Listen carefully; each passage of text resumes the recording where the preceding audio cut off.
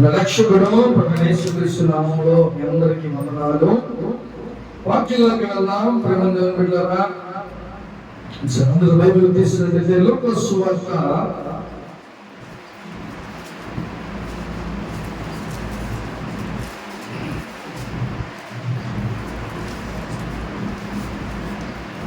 ఈరోజు దేవుడు ముందు మాట్లాడుకున్న మాట ఏంటంటే, దేవుని మాట మనం విన్నామా? ప్రేమంతో బిడ్డలారా, దేవుని మాట మనం ఆలకిస్తే ఎలా ఉంటుంది? దేవుని మాట, ఆయన మాట విని అప్పుడు మనం దేవుణ్ణి మనం ప్రార్థన చేస్తే, లేకపోతే మనం మొరపెడితే అప్పుడు దేవుడు మన ప్రార్థన ఆలకిస్తాడు. ఇప్పుడు మనందరికీ ఒక ప్రశ్న, దేవుని మాట మనం ఆలకిస్తున్నామా? దేవుని మాట మనం వింటున్నామా? దేవుని మాట మనం వింటున్నామా లేదా? జ్ఞాపకం చేసుకోండి ప్రియమైన దేవుని బిడ్డలారా, దేవుని మాట మనం వింటే మనకి ఆశీర్వాదం, దేవుని మాట మనం వింటే మనకి ఆరోగ్యం, దేవుని మాట మనం వింటే మనకి మేలు, దేవుని మాట వింటే నువ్వు ధన్యుడు అవుతావు ప్రియమైన దేవుని బిడ్డ. కాబట్టి మనం ఏదో బుద్ధి చేస్తున్నాం, దేవుని సన్నిధికి వస్తున్నాం అని కాదు, కానీ ఒక మాట గుర్తుపెట్టుకోండి, మనం దేవుని మాట వింటున్నామా లేదా అది ఒకటి మనం జ్ఞాపకం చేసుకోవాలి.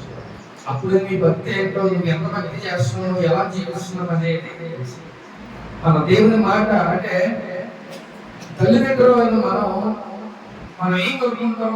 నా పిల్లలు నా మాట వినాలి, అవునా కదా? వినకపోతే ఏం చేస్తాం? పిచ్చి బొట్లు కొడతాం, మావులు కదా. అలాగే మనం దేవుని మాట వినకపోతే ఎలాగా? కూడా కొట్టాలి కదా మనమే.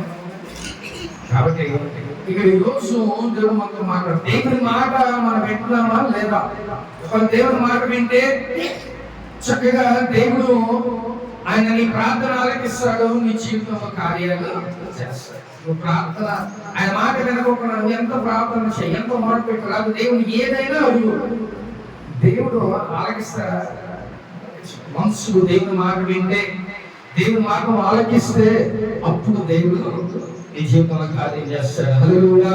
చూద్దాం ఒకసారి లూకా సువార్త 6వ అధ్యాయం 40వ వచనం చదువుకుందాం. నేను చెప్పు మాటల ప్రకారము చాలు. హల్లెలూయా. ఇక్కడ దేవాతి దేవుడు మనతో ఏం మాట్లాడతాడంటే, నేను చెప్పిన మాటల ప్రకారము మీరు చేయక ప్రభువా ప్రభువా అని నన్ను పిలుచుట ఎందుకు? ఇక్కడ నాకు ఒక క్వశ్చన్. మనం దేవుడు చెప్పిన మాటలు వినకోకుండా, ఆయన మాటలు విని మనం చేయకోకుండా మనం ఏమంటామంట అంటే, నీకు అవసరమైతే, లేకపోతే నీకు ఏదైనా అర్జెంటుగా నీకు ఏదైనా కార్యం జరగాలంటే అప్పుడు దేవుడు మనకి గుర్తొస్తాడు. మిగతా టైంలో ఏదో మనం ఉడతా బతిగా మనం భక్తి చేస్తూ ఉంటాం, కానీ దేవుని మాటను విని ఆయన మాట ప్రకారం నువ్వు చేస్తే అప్పుడు నువ్వు ప్రభువా ప్రభువా నువ్వు పిలిచిన అప్పుడు దేవుని మాటని వింటాడు, ఆలకిస్తాడు. అంతేగాని నువ్వు ప్రార్థన నువ్వు దేవుని మాట వినకోకుండా ఆ మాట ప్రకారం నువ్వు చేయకోకుండా ఉంటే అప్పుడు ఏమన్నా ఇక్కడ దేవుడు ప్రభువా ప్రభువా అని నన్ను పిలుచుటే ఎందుకు? ఎందుకంటే అసలు అనవసరం కదా. నువ్వు దేవుడు ఏం చెప్తున్నాడు అది విని నువ్వు నడుచుకున్నది చేస్తే అప్పుడు దేవుడికి ప్రార్థన ఆలకిస్తాడు. అంతేగాని అది మాట వింటున్నాం కానీ ఆ మాట మనం చేయకోకుండా ఉన్నాం, అదే వచ్చిన బాధ. విశ్వాసమైన మనకి ఏనంట, దేవుని మాట వింటున్నారు బాగానే, దేవుని సన్నిధిలో చక్కగా దేవుని మాట వింటున్నారు, కానీ ఏం చేస్తున్నారంట? ఆ మాట విన్నారు కానీ ఆ మాట ప్రకారం మీరు జీవించుట్లా, ఆ మాట ప్రకారం మీరు చేయట్లేదు ప్రియమైన దేవుడా. హల్లెలూయా. కాబట్టి ఇక్కడ దేవుడు ఏమంటాడంట, అయ్యా మీరందరూ నా మాట వింటున్నారు, ఒకవేళ చేయకోకుండా ఉంటే నువ్వు మళ్ళీ నీకు అయ్యే అవసరం కానీ ఏదైనా ప్రభువా ప్రభువా నువ్వు పిలిచిన లాభం ఏంటి? ఎందుకు? ఒకవేళ నన్ను పిలవడం కూడా, నువ్వు ప్రార్థన చేయడం కూడా వేస్తే కాబట్టి ఇక్కడ మనం చేయాల్సింది ఏంటంటే ఆయన మాట వినాలి, అలాగే ఆయన మాట ప్రకారం మనం జీవించాలి. హల్లెలూయా. కాబట్టి అర్థమైందా? ఈ రోజు మన యొక్క టాపిక్ ఏంటంటే, నువ్వు దేవుని మాట విని ఆ ప్రకారం చేస్తే అప్పుడు నువ్వు పిలిస్తే దేవుడు పలుకుతాడు, నువ్వు అడిగితే నీకు చేస్తాడు. కాబట్టి దేవుని మాట విని ఆయనకి మనం ఆ ప్రకారం మనం చేయాలని ఈ రోజు దేవుడు మనతో మాట్లాడుతున్నాడు. కాబట్టి ఇప్పుడు మనం దేవుని మాట వింటున్నాం, ఆ మాట ప్రకారం మనం చేయకోకుండా నువ్వు ఇలా ఉండాలి, ఇలా నిలుచుకోకూడదు, ఇలా ఉండాలి, లేకపోతే ఇలా ప్రార్థన చేయాలి, ఇలా బైబిల్ చదువుకోవాలి, ఇవన్నీ విషయాలు సేవకుల ద్వారా మాట్లాడుతున్నాడు. మరి ఆ ప్రకారం మనం చేస్తున్నామా? ఏమంటే ఒకసారి జ్ఞాపకం చేసుకుంటే నువ్వు పర్ఫెక్ట్ గా చేస్తే, నువ్వు పని చేస్తేనే నీకు డబ్బులు, నీకు జీతం, అంతే కదా. అలా కాకుండా నువ్వు పని చేయకుండా జీతం ఎవరైనా ఇస్తాడా? అలాగే దేవుని దగ్గర నువ్వు చక్కగా ఆయన మాట విని ఆయనకి లోబడి ఆయన చెప్పిన మాట ప్రకారం నువ్వు చేస్తే దేవుడు చక్కగా నీ జీవితంలో కార్యాలు చేస్తాడు. అప్పుడు నువ్వు ఏది అడిగినా దేవుని జీవితంలో అది చేస్తాడు. దేవుడు హల్లెలూయా. కాబట్టి ఇప్పుడు మనం ఏం చేయాలంటే మొట్టమొదటిగా దేవుని మాట వినాలి, ఆయన చెప్పిన ప్రకారం మనం చెయ్యాలి. చూద్దాం సరే. అదే 6వ అధ్యాయం 47వ వచనం చదువుకుందాం. నా యొద్దకు వచ్చి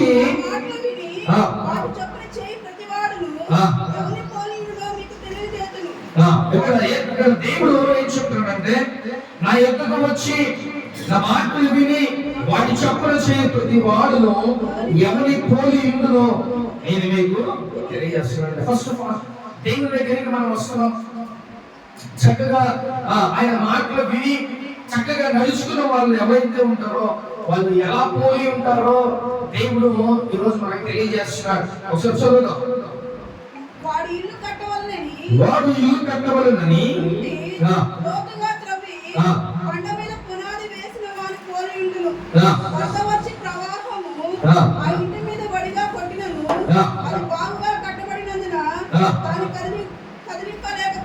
చాలు. ఇక్కడ ఎలా ఉన్నారంట? దేవుని మాట విన్ని ఉంటే కదలకోకుండా ఒక స్ట్రాంగ్ పిల్లర్ గా, ఒక స్ట్రాంగ్ బండలాగా ఉంటారని దేవుడు మాట్లాడుతున్నాడు.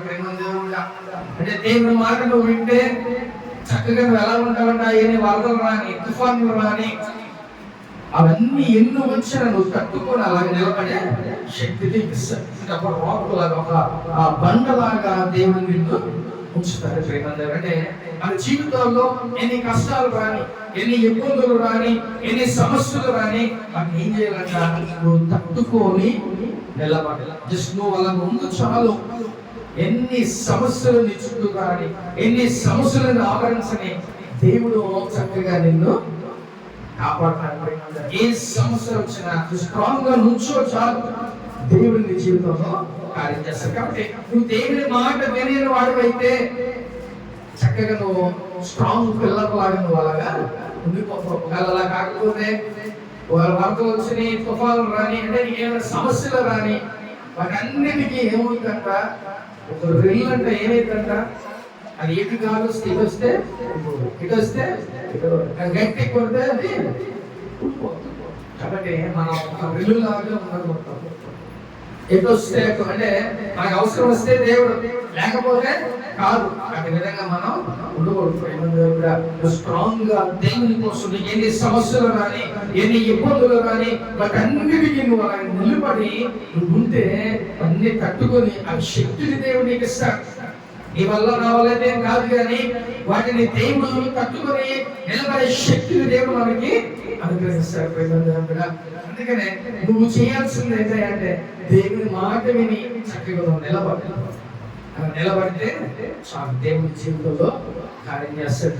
నిజంగా అబ్రహాము అయితే ఏం టెస్ట్ చేశాడు? దేవుడు చెప్పిన మాట ఆయన తన కొడుకులు తీసుకెళ్లి బలియమని చెప్పని అడిగాడు. ఏమంటే 100 సంవత్సరాలు ఇక్కడ ఇచ్చావు, మళ్ళీ అది ఎదిగినప్పుడు తీసుకెళ్ళి మళ్ళీ బలి ఇవ్వమంటున్నావు, నువ్వే మనిషి అయ్యా అని చెప్పాను అన్నాడా? ఆయన మాట ఏది చెబితే ఆ మాట ప్రకారం ఆయన చేశారు. అది మనం కూడా మనం చేయగలిగినవే చేయాలి. దేవుడు ఏం చెప్తున్నాడు? నా ఆజ్ఞల ప్రకారం నడుచుకో, నా మాట విను, చక్కగా దాని ప్రకారం జీవించు. అప్పుడు చక్కగా దేవుడు నీ ప్రార్థన ఆలకిస్తాడు. గొప్ప చేయడం దేవుడు మొదలు పెడతాడు. కాబట్టి నువ్వు దేవుని మాట వినుకోకుండా, దేవుని మాట నువ్వు లోపడుకోకుండా ఎలా పడితే అలా మన ఇష్టానుసారం మనం జీవిస్తే అప్పుడు నువ్వు ప్రభువా ప్రభువా అని అడిగినా, నువ్వు మొరపెట్టినా, నువ్వు గంతులు పెట్టినా సరే దేవుడు ఆలకించబడి. కాబట్టి ఈరోజు దేవుని మాట నువ్వు వింటే కనుక ఎన్ని తుఫానులు రాని, వరదలు రాని, నువ్వు అలాగే నుంచొని అవన్నీ వచ్చి వెళ్ళిపోతాయి.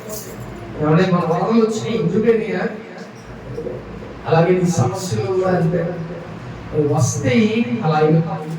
నిన్ను టచ్ చేసే గాడుకొని వెళ్ళిపోతే తప్ప అవి స్టాండర్డ్గా ఉండవు. ఒకవేళ అవ్వచ్చు, కొంత లేట్ అవ్వచ్చు, కానీ కంపల్సరిగా అది దాటి వెడికి వెళ్ళిపోతాయి. కాబట్టి నువ్వేం చేయాలంట?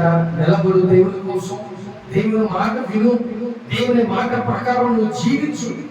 అప్పుడు నువ్వు చక్కగా ఈ లోకపరమైన ఆశీర్వాదాలు, అలాగే పరలోకపరమైన ఆశీర్వాదాలు దేవుని నీకు అనుగ్రహిస్తాడు. ప్రేమ దేవుడా, హల్లెలూయా. కాబట్టి ఎందుకు గొప్ప దేవుడిని మనం కలిగి ఉన్నాం. అందుకని అన్నా, నా మాట విను, నా మాట విని నా మాట ప్రకారం నువ్వు జీవిస్తే అప్పుడు నువ్వు నన్ను పిలిచినా నేను నీకు పలుకుతా, నువ్వు నన్ను ఏదడిగినా నీ జీవితంలో నేను కార్యం చేస్తా అని చెప్పి దేవుడు మాట్లాడుతున్నాడు. కాబట్టి రోజు నువ్వు దేవుని మాట వింటున్నావా? దేవుని మాట ప్రకారం నడుచుకుంటున్నావా? ప్రేమ దేవుడు కూడా ఒకసారి నువ్వు జ్ఞాపకం చేసుకో. కాబట్టి ఇక్కడ దేవుడు నువ్వు స్ట్రాంగ్ గా నిలబడితే చాలు అని దేవుడు మాట్లాడుతున్నాడు. చూద్దాం 49వ అధ్యాయం కూడా వచ్చిన. అయితే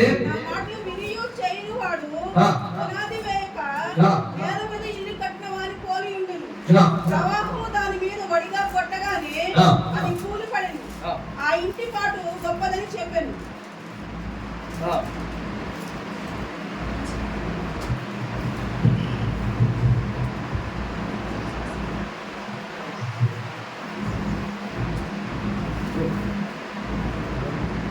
కాబట్టి ఈ ప్రేమందరూ పెట్టారా ఎలా ఉందంట? దేవుని మాట వినకపోతే ఎలా ఉంటుందంట?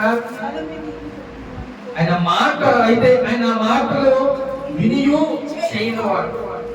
అంటే కొంతమంది ఉంటారు, కొంతమంది వింటారులే దేవుని మాట, కానీ కొంతమంది దేవుని మాట విన్నట్టే యాక్షన్ చేస్తారు, కానీ అలా చేయలేరు. మళ్ళీ ఏదో విన్నట్టుంటారు కానీ ఆ చేయకోకుండా, దేవుని మార్గంలో ఉండకోకుండా దేవునికి వ్యతిరేకంగా జీవిస్తూ ఉంటారు.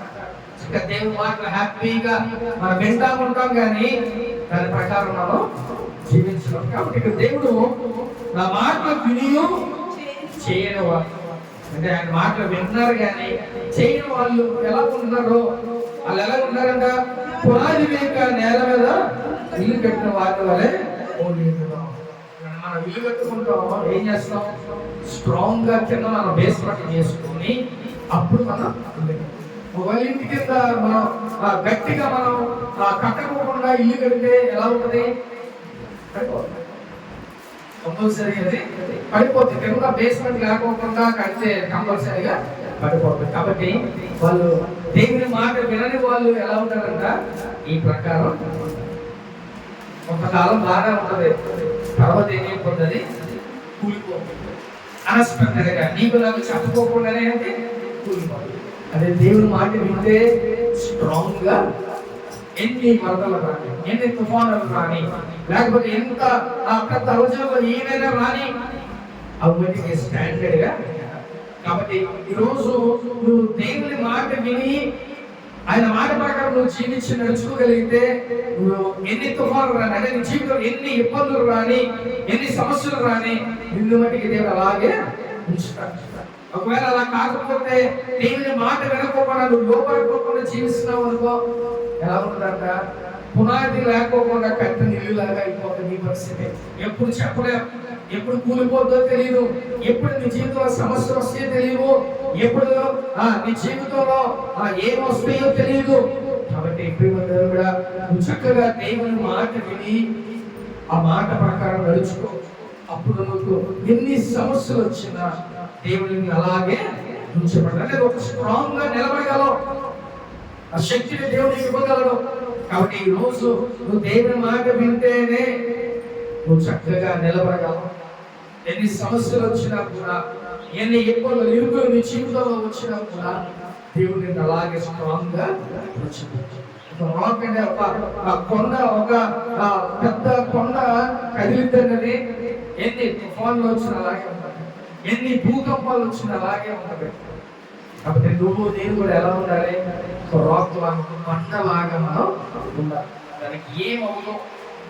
కాబట్టి నువ్వు దేవుని మాట వింటే, దేవుని మాట ప్రకారం నడుచుకుంటే చక్కగా దేవుని నిన్ను ఒక పునాదిగా మంచి స్ట్రాంగ్ గా పిల్లలుగా దేవుడు ఉంచబడతారు. కాబట్టి ఈ రోజు ప్రేమ దేవుడుగా నువ్వు దేవుని మాట వింటున్నావా, లేకపోతే విని విన్నట్టుగా ఉంటున్నావా? ఒకసారి జ్ఞాపకం చేసుకో. అలా ఉంటే మనకే అది మనకి ఆశీర్వాదం కాదు. దేవుని మాట విని అది లోబడి ఆయన ఏది చెబితే అది నువ్వు విని నడుచుకుంటేనే దేవుడు కొన్ని ఆలస్యం చేస్తాడేమో కానీ ఈ జీవితంలో కంపల్సరిగా దేవుడు కార్యం చేస్తాడు. కాబట్టి దానికోసం మనం వెయిట్ చేయాలి, నిలబడాలి. దేవుడి కోసం స్ట్రాంగ్ గా అలా ఉంటే ఎన్ని సమస్యలు వచ్చినా వాటి నుంచి దేవుడిని విడిపించి గొప్ప చేస్తాడు. ప్రేమ దేవుడు. హల్లెలూయా. కాబట్టి ఈరోజు దేవుడి మాటలు వింటే ఇలా ఉంటాం, దేవుడి మాట వినకపోతే ఇలా ఉంటామని దేవుడు మనలో సూటిగా మాట్లాడుతున్నాడు. ప్రేమ దేవుడా. కాబట్టి ఈ లోకంలో మన శరీర పరంగా లోకంలో మనం జీవిస్తున్నాం కాబట్టి మనం జీవించేది ఎలా ఉండాలంట? యేసయ్య కోసం మనం జీవించాలి. ఆయన ఏది చెబితే అది, ఆయన ఏం మాట చెబితే ఆ మాట ప్రకారం మనం జీవించాలి. ప్రేమ చూద్దాం ఒకసారి. అదే 6వ అధ్యాయం 27వ వచనం చదువుదాం. నిలుచున్న మీతో మీ శత్రువులను ప్రేమించుడి. చాలు. ఇక నువ్వేం చేయాలంట ఈ లోకంలో? దేవుడా అంటే ఏం చేయాలంట? నీ శత్రువుల్ని ప్రేమించు. నీకు నీ శత్రువులకి ఎవరికైతే వ్యతిరేకంగా ఉన్నారో వాళ్ళకి ఏం చేయాలంట? మీరు ప్రేమించండి. మనం మట్టికి బైబిల్ చెప్పింది, దేవుడు చెప్పిన మాట మట్టికి మనం వినమంటే మన శత్రువు ప్రేమించే మనసు నీకు ఉందా? యేసయ్య ఏం చేస్తాడు? అది ఎవరినైనా నీ బైబిల్ గ్రంథం ఎక్కడ చూసిన యేసు ప్రభువు వారు అందరినీ ఆయన ఎవరినైనా ఆయన ప్రేమించే వ్యక్తే. కాబట్టి ఆయన ఆజ్ఞ కూడా ఏంటి? నిన్ను వలని పొరుగు వారిని ప్రేమించండి. ఆ మాటే చెప్తున్నాడు. ఇప్పుడు నువ్వేం చేయాలి? ఇక్కడ దేవుడేం మాట్లాడుతున్నాడు? నీ శత్రువుల్ని నువ్వు ప్రేమించాలి. అంత గొప్ప మనసు ఉంటే అంత బాగుంటుందో. మనం కూడా అప్పుడు యేసయ్య స్వరూపంలో ఉన్నట్టే. మనం ఎలా ఉంటాం? ఎవడైనా ఒక మాట అన్నాడా అంతే, వాటితో సంవత్సరం మాట ఎదురు పడినా మాట్లాడడం, ఏమంటే ఎదురు పడినా మాట్లాడడం. ఇక కొన్ని సంవత్సరాలు అయిపోతే ఆడితో మనం మాట్లాడేది, ఆమెతో మనం అంటే మన దేవుడు ఏం చెప్తున్నాడో దేవుడి బిడ్డలుగా మనం ఆ ప్రకారంగానే అంతేగాని మన శత్రువు కదా అని ఎంత కాలం మాట్లాడుకోవాలంటే నువ్వు దేవుని మాట విననట్టే. కాబట్టి ప్రేమ దేవుడా నువ్వు దేవుని మాట విను. కాబట్టి దేవుని మాట వింటే నువ్వు ఏం చేయగలంట? ఫస్ట్ ఆఫ్ ఆల్ నువ్వు చేయాల్సింది ఏంటి? నీ శత్రువుని నువ్వు ప్రేమించాలి. అర్థమవుతుందా? ఈ శత్రువులు ఎవరన్నారో వాళ్ళు ఒకసారి నువ్వు ప్రేమించి చూడు, వాళ్ళతో మంచిగా మాట్లాడి చూడు, వాళ్ళు ఎలా అయిపోతారంట? నీకు మిత్రులుగా అయిపోతారు. కాబట్టి ఫస్ట్ ఆఫ్ ఆల్ ఈ లోకంలో మనం జీవిస్తున్నాం కాబట్టి, యేసయ్య ఈ లోకంలో నువ్వు ఉంటున్నావు కాబట్టి నువ్వు ఫస్ట్ ఆఫ్ ఆల్ చేయాల్సిన పని ఏంటి? నీ శత్రువుని నువ్వు ప్రేమించాలి. కాబట్టి నువ్వు ప్రేమిస్తున్నావా నీ శత్రువుని? లేదా చూస్తే మొహం చాటేసుకొని వెళ్ళిపోతున్నావా? లేకపోతే సంవత్సరాల తరబడి నువ్వు మాట్లాడుకుంటున్నావా? ఒకసారి జ్ఞాపకం చేసుకో. ప్రేమ దేవుడా నువ్వు నీ శత్రువుని నువ్వు ప్రేమించమనే దేవుడు మాట్లాడుతున్నాడు. కాబట్టి చూద్దాం 28వ వచనం కూడా. మిమ్మల్ని శపించు వారిని దీవించుడి, మిమ్మల్ని బాధించు వారి కొరకు చాలు. అంటే ఏం మాట చెప్తారు? కొంతమంది ఏం చేస్తారంటే వాడు నాశనం అయిపోవడం, లేకపోతే ఇంకొకటి శాపనార్థాలు పెడతారు. వాళ్ళందరినీ మనం ఏం చేయాలంట, స్వీకరించి ఓట్సండి ఆ మాటలన్నీ స్వీకరించి వాళ్ళ గురించి ఏం చేయాలి, ప్రార్థన చేయండి, మోకరించి ప్రార్థన చేయండి. దేవుడు కూడా చక్కగా ప్రార్థన చేయి, వాళ్ళు ఏమవుతో మారుతారు. ఒకసారి వాళ్ళని ద్వేషించామనుకో ఆ గ్యాప్ అలాగే ఉండిపోతుంది. కాబట్టి నేను శపించే వాళ్ళని, నేను అనే వాళ్ళని ఎవరైతే అనేకమైన మాటలు అంటున్నారో ఆ మాటలన్నిటిని నువ్వు ఏం చేయాలి, మోకరించి వాళ్ళ కోసం నువ్వు ప్రార్థన చేయి. అంతేగాని వాళ్ళు అంటున్నారు కదా నువ్వు కూడా అనడం, అది దేవుడు బెటర్గా ఉంటుందా? మనకి వాళ్ళ సాధారణ సంబంధం అనుకో, సాధారణ కాలం అనుకో ఎలా ఉంటుందో తెలుసా, ఎదుటోడు పోట్లాడితే మనం కూడా పోట్లాడాలి, లేకపోతే అవసరమైతే తన్నాలి, ఇలాంటి ఆలోచనలు కలిగి ఉంటారు. కానీ అదే దేవుని పిల్లలుగా మనకి ఎలా ఉండాలంట, నేను ఎవరైతే దూషిస్తున్నాడో, నేను ఎవరైతే నాశనం అయిపోవాలని అనుకుంటున్నారో అంటున్నారో వాళ్ళ గురించి ఏం చేయాలంట, ప్రార్థన చేయాలి. దేవుడు ఆయన కూడా మార్చు, అప్పుడే దేవుని స్వరూపం మీలో ఉంటుంది. ఎప్పుడు దేవుడు కూడా అందుకనే దేవుడు అంటున్నాడు, మిమ్మల్ని శపించు వారిని దీవించుని, మిమ్మల్ని బాధించు వారి కొరకు ప్రార్థన చేయండి. ఎవరైతే నేను బాధపడుతున్నారో, ఎవరి వల్ల అయితే నీకు శ్రమ వస్తుందో, ఎవరి వల్ల అయితే నువ్వు కృంగిపోతున్నావో వాళ్ళందరి కోసం నువ్వు ఏం చేయాలంట, ప్రార్థన చేయండి. మా గురించి మీకు చేసుకోవడానికే శ్రమ జరుగుతుంటుందంటే అంటావా? కాబట్టి ఎవరు ద్వేషిస్తున్నారో, ఎవరు అంటున్నారో వారందరి గురించి నువ్వు ప్రార్థన చేయి. అప్పుడు వారే మారి స్నేహితులుగా దేవుడు చేస్తాడు. ప్రేమ దేవుడు హల్లెలూయా. చూద్దామారే 30 వచ్చిన 29 వచ్చిన నిన్ను ఒక చెంప మీద కొట్టుమని వైపు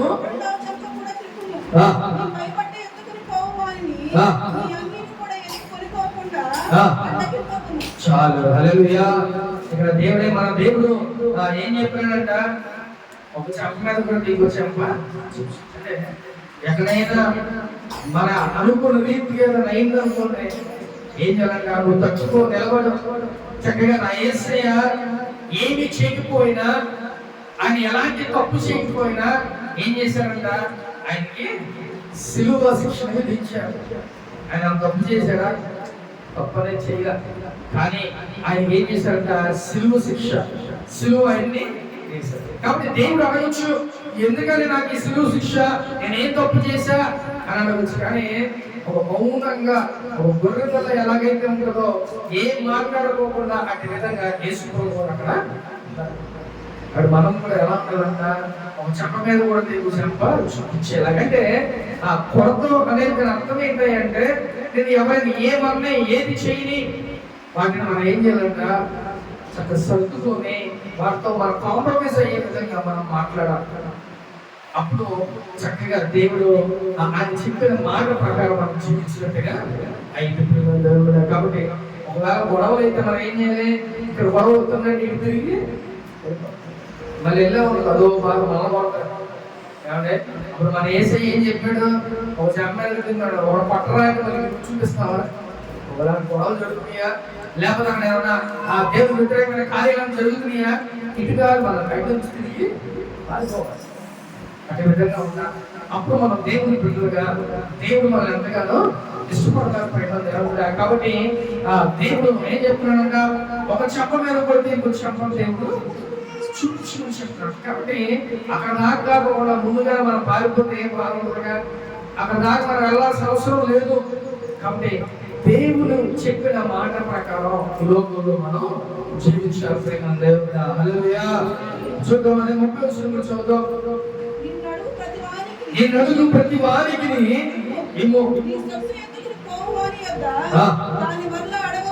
చాలు. హల్లెలూయా. మనల్ని ఎవరైతే సహాయం అడుగుతారో, మనల్ని ఎవరైతే ఏ సహాయం అవునాయి, అది మనీ అవ్వచ్చు, ఇంకోటి ఏదైనా సరే నీకు సాధ్యమైతే నువ్వు కంపల్సరిగా ఏం చేయాలంట, చేయాల్సిందే, తప్పించుకోవడం లేదు.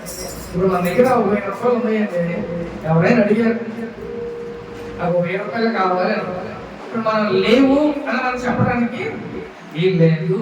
ఎందుకంటే నీ దగ్గర ఉన్నాయి కానీ కంపల్సరిగా నీ దగ్గర ఉన్న ధనాన్ని నువ్వు ఏం చేయాలంట, అడిగినప్పుడు నువ్వు మొహం చాటేసుకోవద్దు. అడిగినప్పుడు కంపల్సరిగా కొంతమంది అడగకుండా ఇచ్చేవాళ్ళు ఉంటారు, మహానుభావులు చాలా మంచి కదా, అడగకుండా ఇచ్చేవాళ్ళు చాలా మంది ఉంటారు. కానీ ఇక్కడ మన దేవుడు ఏం చెప్తున్నాడో తెలుసా, ఎవరైతే ఆ అవసరతలు ఉన్నారో ఆ అవసరతలు ఉన్న వాళ్ళకి అడిగినప్పుడు నీ మొహం చాటేసుకోమాట. అవసరమైనప్పుడు వాళ్ళకి నీ అవసరత అంటే నీ దగ్గర నీ నీడ్స్ కాకుండా నీ అవసరతలు కాకుండా ఇంకా నీ దగ్గర ఒకవేళ ఉంటే అవి ఇవ్వమని దేవుడు మాట్లాడుతున్నాడు. కాబట్టి ప్రేమ దేవుడు కూడా అటు విధంగా నువ్వు సహాయం చేయాలి, మొహం తిప్పుకోకూడదు అని చెప్పి ఈరోజు దేవుడు మనతో మాట్లాడుతున్నాడు. ప్రేమ దేవుడు కూడా హల్లెలూయా. కాబట్టి దేవుడు ఆయన చెప్పిన మాట ప్రకారం మనం జీవించాల్సిందే. మరొక కూర్చుంటాం 37 వచ్చిన మనుషులు మీకు ఎలాగూ చేయవల్లని కోరుతురో అలాగూ మీరు వారికి చేయుడి. ఇక్కడ మనుషులు మీకు ఎలాగూ చేయమని మీరు కోరుతురో అలాగా మీరు కూడా చేయండి. ఇప్పుడు మనం ఏమనుకుంటామంటే ఎవరి దగ్గర డబ్బులు ఉన్నాయి, ఇప్పుడు మనం ఏమనుకుంటాం వాడు మనకు డబ్బులు ఇస్తే బాగుండవని అవసరం, లేకపోతే మనకి ఇంకేమైనా సహాయం చేస్తే బాగుండు, ఇవన్నీ మనం అనుకుంటాం కదా. అలాగే నీ దగ్గర ఉన్నప్పుడు కూడా ఆ ఆలోచన ప్రకారమే నువ్వు చేయాలి.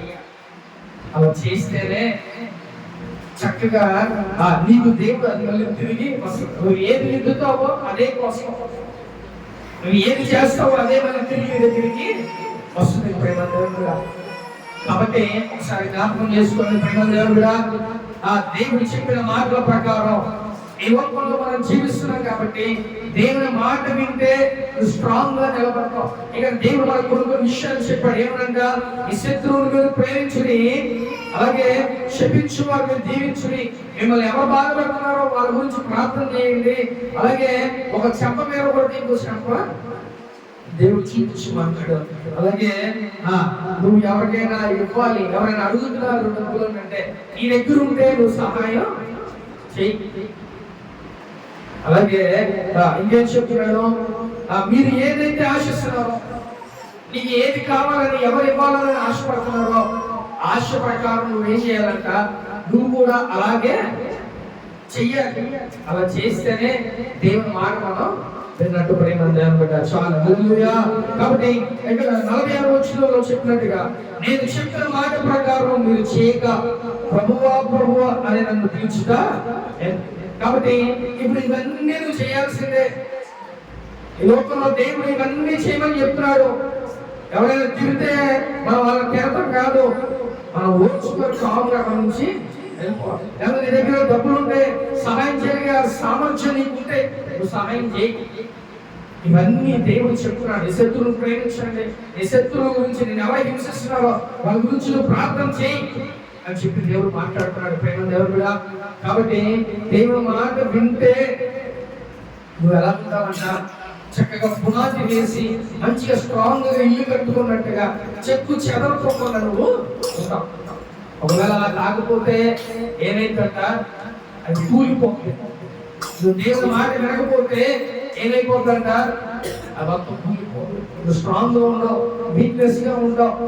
కాబట్టి ఈ రోజు దేవుడు మాట్లాడుతున్నాడు. ప్రేమ దేవుడా, నువ్వు దేవుడి మాట వింటే అప్పుడు నువ్వు ఏదైనా అడుగు దేవుడిని, నీ జీవితంలో దేవుడు కార్యాలు చేస్తాడు. కాబట్టి ప్రేమ దేవుడు కూడా ఈరోజు దేవుడి మాట నువ్వు ఆలకిస్తున్నావా, దేవుడి మాట నువ్వు వింటున్నావా? దేవుడి మాట నువ్వు వింటే చక్కగా దేవుని గొప్పగా ఆశీర్వదిస్తాడు. ప్రేమ దేవుడు కూడా. హల్లెలూయా. ఆత్మ చెబుతున్న మాట చివరి కాక ఆమె అందరూ ప్రార్థన చేస్తున్నాం.